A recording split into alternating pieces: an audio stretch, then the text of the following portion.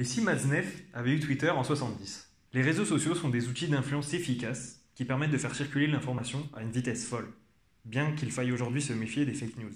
Alors si on se penche sérieusement sur la question, on peut s'imaginer que certains événements historiques auraient pu être totalement différents si des plateformes telles que les réseaux sociaux avaient été présents plus tôt dans l'histoire.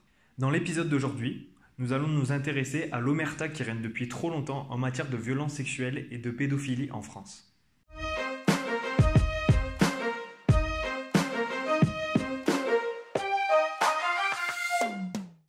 Tout a démarré avec l'affaire Weinstein en 2017. Ce producteur de cinéma américain a été reconnu coupable d'agressions sexuelles et de viols sur plusieurs femmes et condamné par la justice américaine à 23 ans de prison ferme le 11 mars 2020. Ce scandale d'une ampleur sans précédent a permis de mettre en lumière un problème bien connu de toute l'industrie cinématographique, y compris ici, en France. C'est ainsi que plusieurs langues se sont déliées pour dénoncer des agressions sexuelles, des viols et même de la pédophilie, notamment avec de nouvelles accusations envers Roman Polanski, le cinéaste français, qui est accusé par 12 femmes d'agressions sexuelles. Pourtant, ces dérives ne datent pas d'hier et ne concernent pas uniquement le milieu du cinéma, comme vous allez le voir tout de suite avec l'affaire Matzneff.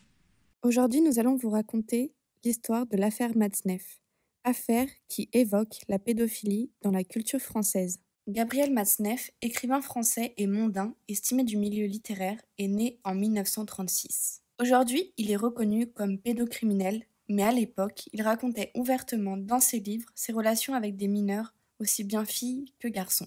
Il ne faisait aucune distinction entre les enfants et les adolescents qu'il nommait comme le troisième sexe. C'est seulement depuis peu que son nom refait surface au cœur de scandales, notamment en janvier 2020 avec la sortie du livre de Vanessa Springora intitulé Le consentement. Elle y raconte sa relation amoureuse avec Gabriel Matzneff lorsqu'elle avait 14 ans et lui la cinquantaine. Mais pourquoi sa pédocriminalité n'était pas considérée comme scandaleuse à l'époque ? Matzneff a toujours revendiqué sa pédophilie et est même devenu un porte-parole de cette communauté. En effet, en mai 1968, lors des manifestations pour la libération sexuelle, les pédophiles revendiquaient leur sexualité et leurs droits, au même titre que les homosexuels. Matzneff devient alors l'auteur de tribunes et de pétitions pro-pédophiles. Celles-ci sont relayées par les médias comme les journaux Le Monde, Libération ou encore Charlie Hebdo. Dans les années 70, beaucoup d'intellectuels affichaient leur penchant pédophile ou bien défendaient cette apologie. Et c'est ainsi que nous retrouvons de grands noms d'intellectuels en signataires comme Jean-Paul Sartre, Simone de Beauvoir, Michel Foucault, Bernard Kouchner ou encore des médecins et des psychiatres de l'époque. Gabriel Matzneff est aussi invité dans des émissions télé telles que Apostrophe, où on le voit évoquer ses aventures avec des mineurs sous le regard complaisant des autres invités, sauf la Canadienne Denise Bombardier, qui est totalement indignée par ses abus de pouvoir et le non-respect de la dignité des enfants. En revanche, Matzneff, lui, voit la pédophilie comme quelque chose de bon pour les enfants.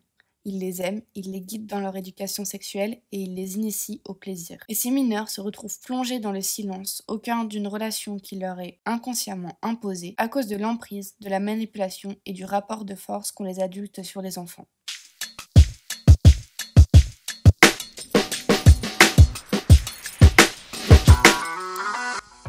Aujourd'hui, on accueille Gauthier qui va tenter de répondre à nos questions. Quand est apparu le hashtag MeToo et pourquoi ? Je pense que le hashtag MeToo est apparu en 2017 suite à l'affaire Weinstein et l'accusation de harcèlement envers les employés de sa société de production. C'est presque ça, Gauthier. Le hashtag est apparu en 2007, mais il a été plus connu en 2017 avec l'affaire Weinstein.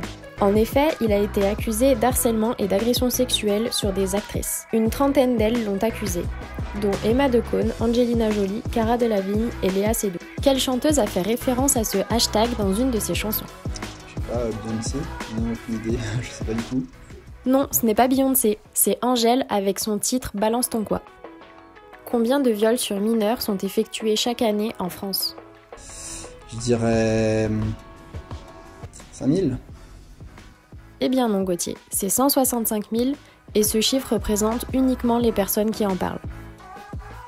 En regardant ces images, pour toi, quel est le nom de cette théorie ? Spirale et... Je sais pas, la main invisible. Tu donnes ta langue au chat, Gauthier ? Eh bien cette théorie, c'est la spirale du silence. Maintenant que tu connais son nom, qu'est-ce qu'elle t'évoque ? Du coup, je pense que cette théorie, elle correspond au fait que les victimes ne dénoncent pas les actes et en fait, on se mure dans un silence, etc. pendant des années. Et je pense qu'il suffit qu'une personne brise ce silence pour que ça libère la parole. On le voit avec les hashtags. C'est le fait que les individus ont peur d'être isolés dans leur environnement social et ça les pousse donc à se taire et ne pas dévoiler leur opinion face aux autres. Selon toi, les médias retranscrivent l'opinion publique ou c'est les médias qui créent l'opinion publique ? Voilà, c'est difficile. Je pense que les médias sont quand même leaders d'opinion parce que ils peuvent reprendre des petites phrases ou des petits faits qui sont anecdotiques en temps normal, mais comme ils ont un pouvoir d'influence qui est très grand, ça leur permet d'influencer l'opinion. Donc je pense qu'en ce sens, c'est plutôt les médias qui influencent l'opinion que l'inverse. Dernière question et après on te laisse tranquille. Pour toi, après avoir vu la spirale que nous t'avons montrée, celle-ci représente plutôt l'opinion manipulée par les médias, ceux qui n'ont pas exprimé leur opinion ou une coquille d'escargot ? C'est difficile, hein. À la fin de la spirale, moi je pense que la fin de la spirale c'est plus l'opinion qui manipule, les médias qui manipulent l'opinion, parce que ça crée une fin artificielle finalement, puisque on a l'impression qu'on sort de la spirale, mais pas du tout. Du coup, ça doit pas être la bonne réponse. Du coup, c'est l'autre. Effectivement, tu t'es corrigé tout seul. La bonne réponse c'est ceux qui n'ont pas exprimé leur opinion. Merci beaucoup Gauthier d'avoir participé à notre super quiz.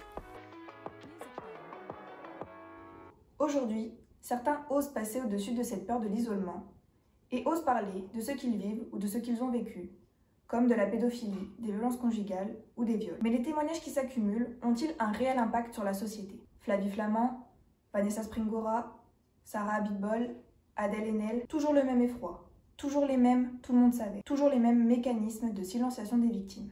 La sidération, la honte, le secret, le mensonge. Il faut souvent des années aux enfants devenus adultes pour oser briser le tabou. Mais aujourd'hui, la pédocriminalité touche 165 000 enfants en France chaque année. En 2020, une enquête menée par l'association Face à l'inceste révèle que 10% des Français déclarent avoir été victimes d'inceste, ce qui représente 6,7 millions de personnes. On voit bien que cette pratique ne fait pas partie de cas isolés, mais peut toucher malheureusement tout type d'individu, peu importe le revenu, l'éducation ou le milieu social. Malgré le combat de plusieurs associations pour lutter contre ce phénomène, le sujet reste encore tabou et douloureux. Tout comme les violences conjugales, le silence persiste et il est alors difficile de faire réagir la société.